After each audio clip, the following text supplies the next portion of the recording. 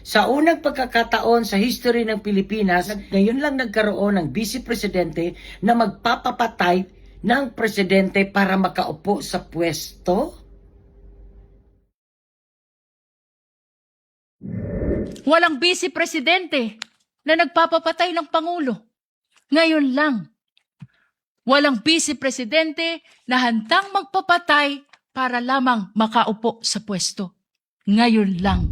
First time din nagkaroon sa history ng Pilipinas, nagkaroon ng representative na proud, nagbigay ng public statement sa national television na nagtago ng asawa na wanted dahil may kasong rape.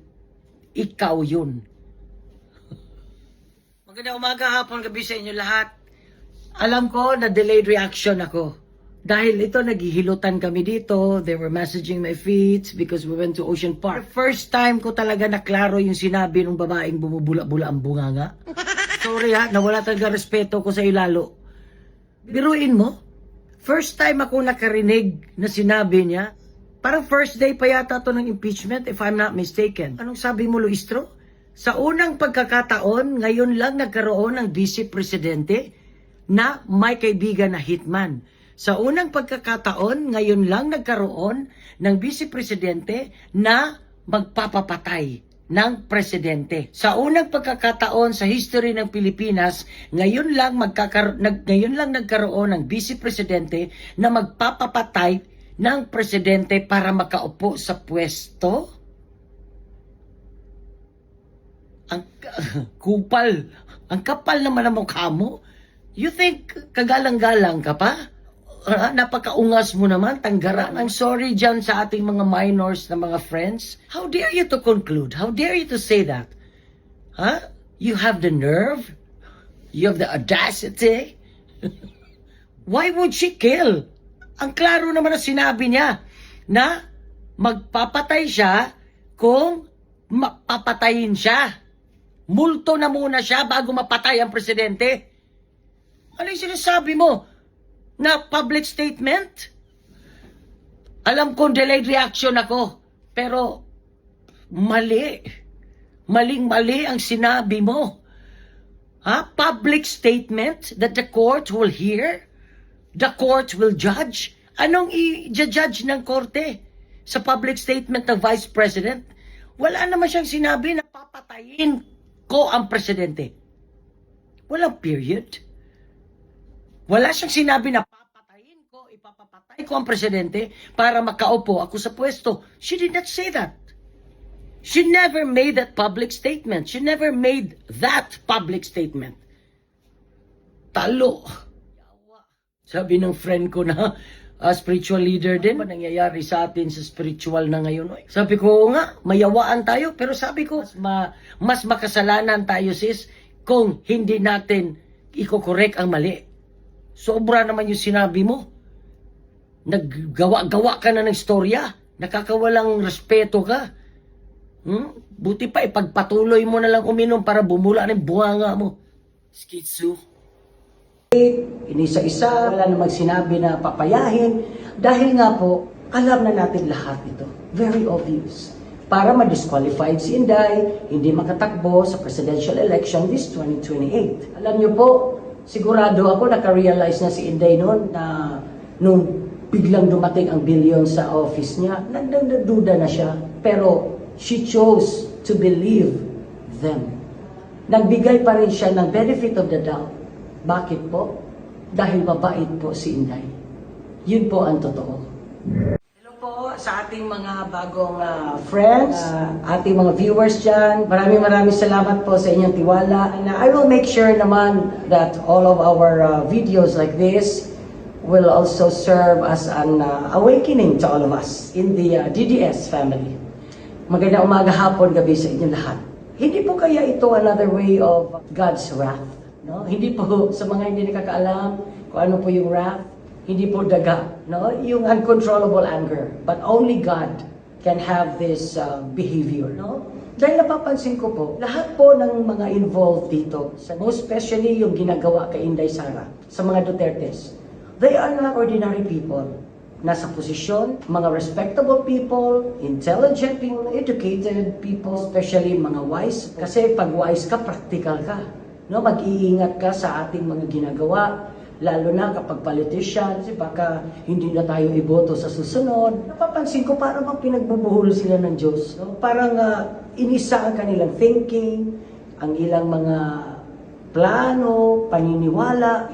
Para ba sila nagpulong-pulong na sila lang, na kung titingin sila sa malayo, parang hindi nila walang tao. And to think na this is a high-profile case. This is about the second highest position in our country. This is about the Vice President. Maraming manonood, makatutok, all ears, all eyes, at maraming magkokomento. Okay, share lamang po ako sa inyo. Dahil sabi ko nga po, this is not only like mga reactions. I'll make sure nga that may mapupulo tayo sa ating mga video na gagawin na awakening din sa atin lahat. All due respect to Senator Raffy Tulfo, hindi po ito gawa-gawa ko, no? Ito po ay napapanood ko nga. Simula po na-involved siya. No? Titip siya sa mga babae, na videohan siya na umiinom, may kasama siyang babae sa kama, posted sa Facebook and YouTube. May napanood po ako na bago sa show niya, meron siyang pinagalitan na pulis. Ang sagot po ng pulis, sino ka ba? Para pagsabihan mo ako at yung mga tao ko. Ito po ay opinion ko lang, no? Kaya po siya siguro sinagot-sagot na ng ganyan dahil nga po nasama na siya sa issue. Kasi noon, takot sa kanya ang mga tao kahit nga anong posisyon kasi walang maituro sa kanyang dungis. Lahat naman tayo makasalanan. Pero pagdating kasi sa ganong programa, walang maituro sa kanya na walang corruption case, walang ever. Kaya takot sa kanya. Pero nga, nasagot-sagot siya ng ganyan. Sabi ko, hindi kaya pinaglalaroan na tayo ng Diyos? Kaya nakakatakot. No? Dapat mga wise sila. Pero parang na nag-iisip tayo, no? Kaya nangyayari ito. Alam niyo po kung ako nga ang nasa prosecution, kunyari isa ako doon sa grupo nila, talagang sasabihin ko, huy, sandali lang, sigurado ba tayo sa gagawin natin? Kasi kahit nagkakasundo tayo dito, all eyes sa atin. They will not only listen, but they will hear us. Tapos kaya sasabihin ko, sigurado ba tayo? Kasi ang mga evidence natin, tampered, fabricated, mga tinapalan, iba na ang date. Ito lamang po ang gagawin kong example. Tingnan mo mga kapatid, di ba ang weird? Hindi sila natatakot. Ano ba yan? Nakakatakot po, di ba? Kasi nga po doon sa sinabi ko sa previous video ko, na nilalason po nila ang utak ng tao. They are manipulating things to insist on the desired outcome. No, ang gusto po nila yung the result that they want, kung ano ang gusto nilang mangyari. Katulad nga po sa nangyari sa House of Representatives, during the hearing, nagko-conclude na kaagad sila kung ano ang mangyayari. Kaya po palagi ako nagsasabi na malalim ang pinanghuhugutan ko. Bakit mahal ko si Tatay Digong, si Inday Sara, mga Dutertes, lalo na po I could feel Inday Sara. Kasi nga sabi ko nga po, kung anong ginagawa sa kanya ngayon, ay na-experience ko po yun. Tulad po ng ganito, yung sa video po, na splice ang pinakita nila. Kung hindi in-insist ng defense, hindi po nila ipapakita ang ano ang nag-trigger. Ganun po yung experience ko. Last election. Last point itong 2025. Nanalo na sila. Kinasuhan ako ng kapatid ko ng libel. At ang pinasa po nila ay splice video. Ang sinabi ko po doon, buang ka. Hindi ko sasabihin na mas buang ka. Kaya kung sabihin kong mas, di buang din ako. Ikaw rin may buang. So, pero hindi nila po pinakita. Ano ang naka-trigger sa akin? Bakit ko sinabi yon? Dahil ang kompleto pong video, ang sinabi ko po, kung gusto mo akong ipapatay, ako lang. Huwag kang mangdamay. So, I mentioned those names. And I said, buang ka? Oh, yun sinabi ko kanina. Tulad din po sa video ni Inday, ano po ba ang naka-trigger sa kanya? O sasabihin natin na may sayad kasi nagagaganyan. Napaka-plastic naman po natin kung ganun doon natin basihan. Kahit naman po anong posisyon, nagagalit din po, napupuno. Yan, ako lang yata po ang kaunang nagsabi na set up ito. No, may napanood ako, may in-interview na isang abogado, pero ang date po kahapon lang. Pagkadali lang ako mag-analyze sa nangyayari kay Inday ngayon. Dahil nga po nangyari sa akin. Sasabi natin na may sayad, pati nga ako may sayad na kasi DDS ako. Tayo mga DDS may sayad. Di po ba dapat mas ma-appreciate natin si Inday? Dahil kaya po siya naggalit na gano'n, kaya lumalabas ang sayad niya. Kasi may pinagtatanggol siya. Can you imagine naman, 12 midnight, dadalhin sa correctional yung chief of staff niya. Masyado naman yun. Alam niyo po kung bakit ginagawa nila kay Inday ito. Kasi gusto nila talagang yung grave threat because that is an impeachable offense. Impeachable talaga yan, if proven. No? Dahil alam nila na si Inday ay gano'n, matapang, no? Nakasuntok ng sheriff, so doon sila nag-base. Or maybe dahil nga nangyari po sa akin, ipainitin nila ang ulo ko para ang makikita ng mga tao, yung reaction ko, yung bunga, pero ang nagtanim, hindi na, makalimutan na yun. Para palabasin na masama ako. So ganun din ang ginawa nila kay Inday. Hindi ako naniniwala na may kinausap talaga si Inday, nasabi lang niya yon kasi nandito na lahat Nandito lahat sa puso niya. Hindi naman siya nagsasalita, nakita naman natin katulad nung binuhusan nga siya, yung confidential funds from the Office of the President, it was transferred to the Office of the Vice President. At meron siyang, pinadalhan siya ni First Lady daw, sabi niya, ng written instruction na ibigay sa DepEd. Binigay naman niya. Kaya natataranta ang OVP, DepEd, kung paano nila i-liquidate. Kasi nga, despite doon sa fiscal year, yung end of the year na, December 20, binuhos yung billions. Nakita po ang mga plano, ang mga rason kung bakit ito ginagawa nila Inday. Siyempre, para ma-disqualify si Inday, ipagdidiinan nila, dahil siyempre sa galit ni Inday, dahil andito nga lahat, sinabi niya na, may nabalitaan na ako na ipapapatay ako, huwag kang mag-alala ma'am. Kasi kung mapapatay ninyo ako, sinabi ko na. O, hindi naman eksakto yun. Ano, paano yun? Napanood naman natin lahat. Ang pinaka-weird po dito, sinama po nila doon sa final na impeachment case na may hinire si Inday na taga-papaya, na papayahin si BBM. Eh, napanood nga natin lahat yun. Wala naman siyang sinabing papaya or papayahin. See, they're putting words into the mouth of the Vice President. Kasi baka umasa sila na talagang malalaso nila lahat ang tao. Ano ba nangyayari mga kapatid? Sa kasagsagan ng impeachment, hindi ba tumataas pa rin ang survey ni Inday? At nag-negative 27 ang kay BBM. Ako personal, I don't know sa inyo. Kapag may kausap po ako at 2 beses, 3 beses, tatlo nga medyo oops, na parang hindi tumutupad sa sinasabi. Parang hindi na ako makatrust. Kasi mahirap po ang taong walang palabra di honor. Narinig po natin, ewan ko kung narinig ninyo, narinig ko po once nagsabi si BBM na this impeachment do good to the Filipino, each Filipino. Sabi niya. Tapos hinayaan niya ito. Tapos sabi pa niya, mahiya-hiya naman kayo. Pero hinayaan niya na mangyari ito. Doon ako nang hina mga kapatid. Mga ka-DDS family, nagkaroon sila ng special session. Yung Senate, parang hawak na, under na ng Malacanang. Parang, ano ba to? Di ba? Parang nakaka-frustrate. Sinabi ko nga po kanina, impeachable offense ang grave threat. Kaya kung ano-ano ang sinasabi nila, masyadong minamaliit nila ang Council ng Defense na dahil bata siguro nakita nila, hindi nila alam na kuti-kutihon. Nakita yung pati mga date, inisa-isa, wala namang sinabi na papayahin.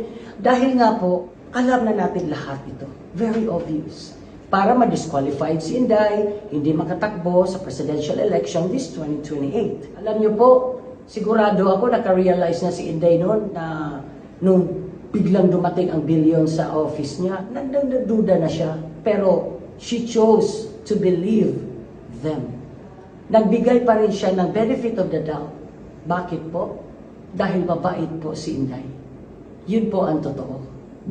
Balikan lang natin, ito talaga niya kung makamove on. Ibang, para ipagdiinan lang talaga na para ma-impeach. Kasi impeachable nga yung grave threat. Ma-impeach si Sara ha?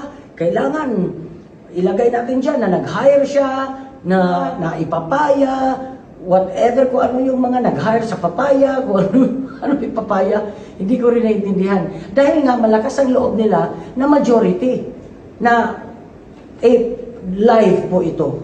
Paano naman tayo? Kaya nga po naalala po ninyo yung video ko, yung naglagay ako ng parang yung paper bag sa ulo na sinabi ko hanggang kailan ba tayo papayag na parang ginagawa tayong tanga, ginagawa tayong bobo. Sayang naman yung ating pinaghirapan na pag-aaral, mga diploma natin, kahit hindi nakatapos. Ordinaryo mga taong bayan, wala naman siguro silang maiharap. Dahil kapag may haharap na tao na fall guy or peke na naman, at di ba? Ang daming patutunayan nila yan. Paano pag-usap, saan ang mga screenshots, yung date, o paano pa sila gagawa ng mga ganon, ng mga peke na usapin. Makikita sa cellphone, screenshot, ang date, kung gagawa man sila, kung gagawa, kung may iharap sila. Ay, kaya nga sabi ko, hanggang kailan ba tayo gaganituhin? Di ba? Tsaka po, yung unang witness, naawa ko. Nung lumabas, talagang napakasikat, dami escort, nung lumabas. Nung pag-aalis niya, bit-bit niya yung bag, kawawa naman. Nung pangalawa namang witness, binanggit niya PNP, AFP, National Security Council. Pero, hindi naman pala siya nakipag-ugnayan doon sa mga high-ranking doon sa institusyon na binanggit niya. Ano ba siya? Wala siya personal knowledge. Sabi nga ni Senator Cayetano kayo na, paano wala kang personal knowledge? Ikaw nga yung head dyan sa Senator Raffy, na ratbo siya na, ano ba ito ang ginagawa niyo? Parang nagkakalat, sabay talikod siya. And then, sabi ni Erwin naman, ni Senator Erwin, na bakit hindi niyo pinaghandaan ito? Bakit pumayag ka na ganyan ang ating mga evidence niyo na ipasa? Kasi kung gagawin ganyan, imbis na makukonvict, hindi na. Kasi mali-mali ang mga sinubmit, Erwin. Na alam niyo po, pareho siguro tayo na-realize ko, hindi po lahat ng nakukulong ay dapat ikulong. Kasi this is not a high-profile case. Tapos magsasubmit ka ng mga fabricated, mga tampered, mga tagpi-tagpi na mga ebidensya. Ano yun? At to think nga, ilang milyong tao ba ang nakatitig at sumusunod sa impeachment? Paano po yung mga ordinaryong tao? Kaya nga sabi ko, marami talagang nakukulong na inosente. Kasi kung ganyan, pwede lang palang palit-palitan para lang makulong. Para sabihin, para close case na. Ito nga hindi ordinaryo, katulad nila Senator Marcoleta, Senator Jinggoy. I don't think nakatanggap sila ng subpoena. Hindi ko po alam, mag-comment nga po kayo dyan. Di ba po, meron subpoena muna at merong ilang araw para sagutin? Sila po, agad So sila lang ang nag-uusap doon sa office na para kasuhan. Ni hindi alam nung kanilang pinosasan. They were not given a chance to submit their motion. Di ba po? Na-realize ko rin po, talagang nakakatakot dahil ganun makipaglaro ang Diyos. Hindi naman ako abnormal siguro na hindi nga maka-analyze dahil lalo nga na-experience ko lahat ito. Yung ginagawa kay Inday, nagagawan-gawa ng storya para malason ang mga tao, para maging out na siya. Tapos sasabihin natin na bastos si Inday. Dahil doon sa umattend siya ng hearing noon, yung sa Congress, Diyos ko naman, ang bilis natin maghusga, ang bilis natin magsabi ng bastos. Panoorin nga po natin kung ano ba yung puno, sino ang nagtanim, bakit siya naging bastos. Bunga lang po ang ginawa ni Inday. Kasi nga, binabastos siya Can you imagine? Nagpakumbaba siyang pumunta doon, sinagot niya ng maayos. Pero binabastos siya. Balikan po ninyo. Sobrang bastos. And to think, yung mga nang babastos, hindi naman sila mayroong parehong boto. Kumpara sa kay Inday, second highest position, Vice President. Para na siyang pinipersecute doon Kahit naman siguro tayo ang ginaganon, ganun din siguro gagawin natin. Diba? Kaya ang bilis maghusga ng mga tao Sige na nga. God bless. Stay safe. I love you all.